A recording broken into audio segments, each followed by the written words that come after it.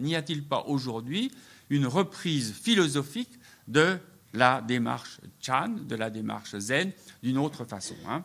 Et au début du XXe siècle, effectivement, une école de philosophie japonaise va apparaître et va vouloir à la fois, en quelque sorte, intégrer les apports de la pensée occidentale, de la philosophie occidentale la plus contemporaine, en particulier à l'époque c'est Bergson et c'est la phénoménologie de Husserl, mais en même temps qui voudrait garder l'identité chinoise, qui voudrait asiatique et japonaise, et qui voudrait en quelque sorte retrouver sa culture, hein. Et cette école, hein, on va l'appeler l'école de Kyoto. Kyoto, la capitale sacrée du Japon, hein. Le fondateur, je vais me réduire à quelques phrases schématiques de cet auteur, hein, c'est le philosophe Nishida Kitaro, hein, qui va reprendre l'idée d'éveil à soi en la posant comme idée régulatrice et même comme finalité de la philosophie, et non plus seulement comme recherche religieuse, métaphysique qu'on avait dans le mouvement Chan originel et dont j'ai parlé. Donc ce serait maintenant la philosophie elle-même, hein, qui aurait comme visée la transformation de la conscience ordinaire en un être éveillé. Mais que veut dire éveil à soi? Le à soi dans l'éveil, hein. Deux aspects. D'un côté, il s'agit d'une part, pour une personne, de l'éveil à sa propre nature, à sa nature la plus profonde, hein, comme le zen l'avait indiqué, qui veut découvrir la bouddhéité en chacun de nous et même en toute chose. Cette expression prend alors le pas sur ce qui était initialement le projet de Nishida Kitaro, qui était celui de l'expérience pure, pour revenir à un projet qu'on retrouve chez Bergson. Dans certains textes de Bergson, il voudrait revenir à l'expérience pure sans passer par le langage, etc., par une intuition directe du monde sensible. Et puis de l'autre côté, hein, il s'agit d'autre part d'un éveil, non pas tant réalisé par la personne individuelle, hein, que destiné à avoir spontanément de lui-même, sans interférence, un processus d'éveil qui serait l'éveil à soi de la réalité elle-même.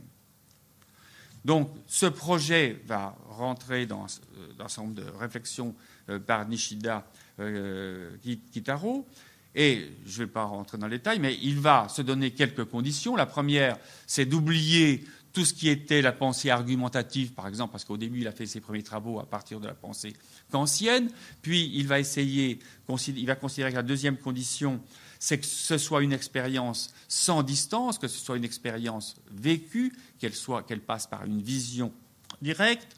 Troisièmement, l'état d'éveil est comparé à est opposé à la manière courante de penser. C'est un éclair d'éternité dans le temps, une sensation éphémère de la totalité. Donc ça, on retrouve bien l'expérience, on pourrait dire mystique, du Chan ou du Zen initial, qui surgit au milieu de nos représentations ou au milieu de nos passions et de nos volitions.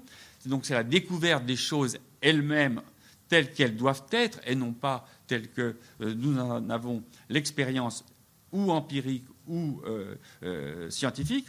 Enfin, dernier point, et c'est peut-être l'essentiel, c'est même l'essentiel, l'idée d'éveil comme présence éternelle, non subjective et non égotique, ouvre la possibilité d'un nouveau point de vue sur le soi qui agit et qui connaît. Il y a un autre soi qui agit et connaît dans l'état d'éveil à soi. Alors que la conscience de soi, c'est-à-dire la conscience au sens habituel du terme, conscience de ou conscience de soi, dans la pensée par exemple occidentale chez Hegel, puisqu'il a beaucoup travaillé sur ce point, Kitaro, il y a un autre soi qui agit, donc. Et la conscience de soi indique un champ dans lequel la réalité est saisie par un soi individuel, un je. Dans l'éveil à soi, c'est la réalité qui devient éveillée à elle-même dans le soi de l'éveillé. C'est ce qu'il appela le véritable soi, dont j'ai l'intimité présentielle dans cette expérience. Donc l'intimité à soi avec le tout, avec le monde cosmique, hein, qui est le projet Chan, hein, se retrouve restauré dans une philosophie japonaise, hein, mais la condition, et c'est ce sur quoi je voudrais revenir, c'est l'oubli de soi. Donc un point fondamental, pour qu'il y ait rapport à ce nouveau soi, il faut qu'il y ait oubli du premier soi, le soi de la conscience de soi. Nous nous étions demandé si l'intimité de l'ascétisme, au départ ma première question à l'introduction, de l'ascétisme zen n'aboutissait pas à l'oubli de soi, c'était ma question. Nous voyons ici que dans l'école de Kyoto, non seulement il y aboutit, mais il le requiert. L'oubli de soi apparaît comme la condition de possibilité de l'accès à cette présence intime à soi.